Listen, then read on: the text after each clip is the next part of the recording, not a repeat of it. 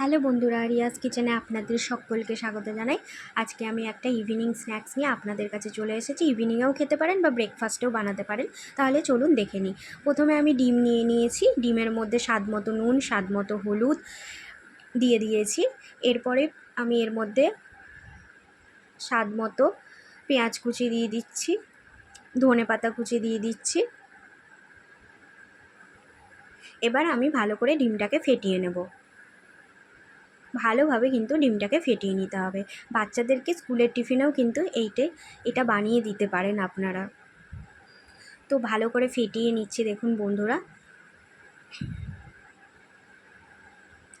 এরপরে আমি তেলটা গরম করে নিয়েছি। ফ্রাইং প্যানে তেল বসিয়ে দিয়েছিলাম, দেওয়ার পরে তেলটাকে গরম করে নিয়েছি। এরপর আমি দেখুন ব্রেডের টুকরোগুলোকে ব্রেডগুলোকে মাঝ বরাবর কেটে নিয়েছিলাম। তারপরে ডিমের মধ্যে চুবিয়ে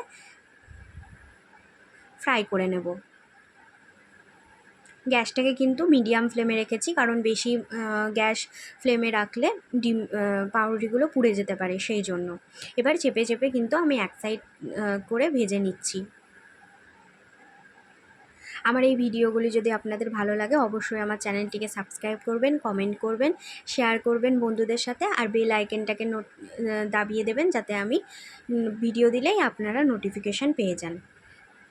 একদম কিন্তু রেডি হয়ে গেছে ডিম দিয়ে পাউরুটি দিয়ে একটা সুন্দর ইভিনিং স্ন্যাক্স। এরপরে আমি ওপর থেকে একটু গোলমরিচ গুঁড়ো ছড়িয়ে দিচ্ছি, আর ওপর থেকে একটু ধনেপাতা কুচো ছড়িয়ে দেবো। আর এটা আমি সসের সাথে সার্ভ করেছি। থ্যাংক ইউ বন্ধুরা ভিডিওটা দেখার জন্য।